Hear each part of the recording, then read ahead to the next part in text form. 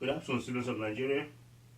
While I understand some governments might sometimes intentionally attempt to reduce currency in circulation, causing cash shortage to checkmate inflation, I doubt if that is the case with Nigeria.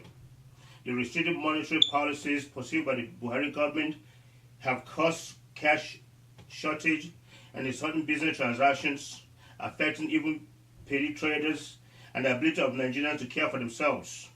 While I see a ray of light from the central bank continued release of forex, Nigerians will have to first experience the negative impact of the previous crunch before the economy returns to normalcy.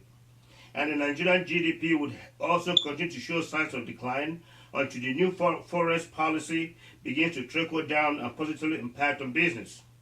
Many businesses that were affected by the forex crunch will require time to recover, but Nigerians have to care for themselves, provide for their loved ones, and there are no waiting in these obligations. The forex crunch led to loss of jobs as many businesses went under, some went down, some downsided, or essentially remained dormant. With loss of employment came dramatic reduction in spending, and with that, demand for goods and services equally were affected. And this leads to a shortage of cash or money in circulation. And why are all this significant? They are significant because the last hope or resort of the average Nigerian, which is petty trading, has come to a near halt, and this is not good for all Nigerians. Every night, when many of these traders calculate their revenue and their bottom line, nothing is there to show for. Essentially, there are no profits. Sales have diminished or vanished due to general lack of money. No one has money to spend. So if our federal government cares, it should quickly commence policies aimed at increasing money in circulation through spending. The current money shortage is definitely affecting prices, reducing savings accounts and liquidity of banks. As people withdraw the little they have in these banks and there are no savings, these banks equally face cash flow or liquidity problems. To avoid starvation and further escalation in crimes and other vices, both the federal government and state governments should assemble to craft a nationwide spending program and, if possible, business tax cuts. I have seen the hardship, I have seen the desperation among Nigerians, and they cannot be ignored.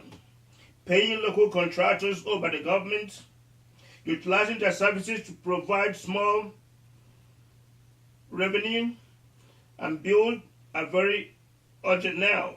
Subsidizing farm productions and an already announced payment of use should be quickly implemented. Economic activities need to be encouraged and literally funded by government. Every state in the nation should be targeted for government spending. We have lost Abuja due to diminished economic activities and government restrictive policies. Consumer and business loans should be made more available than ever before, and with much emphasis on lower interest on loans. Our loans with high interest rates all suffocate economic growth, and it is about time that government intervenes. Financial institutions have stifled credit with high interest. The economy needs money to prevent the crippling of retail industry that is driving our overall economy. If these measures are not taken sooner, the contraction suffered by the economy last year would worsen and wipe out any hope of full recovery. Borrowing $6 billion to improve railroad transportation, while a good idea, might not in fact revive our ailing economy. Big infrastructure projects in the range of $6 billion ought to be made more wholesome. The federal government ought to put Nigerian total infrastructure needs into a nutshell, both in cost and impact. $6 billion is a major figure to be spent on railroad alone. What Nigeria needs now is a kind of spending that would resonate across the nation. Every state ought to feel the impact of government spending for the money to trickle down to petty trading that is showing clear dysfunction and crippling. There is not much commercial railroad transportation in the southeast, nor south-south, While $6 billion loan from China is likely to help create jobs in the north and perhaps Lagos, many other regions in the south are left out of this spending impact. It is my wish that the federal government act quickly, and I mean in a question of weeks and months. If we have economics and social analysts, government should deploy them quickly and gauge the burden hopelessness of these conditions that are eviscerating our people.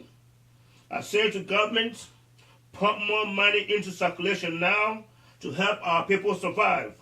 Everywhere you look, you hear the same voices. People are saying we're hungry, we're hungry. These voices cannot be ignored. But meanwhile, let us pray for our president who is sick. Let us pray for his recovery. And let us all believe in one nation, in one Nigeria. And thank you. May God bless you.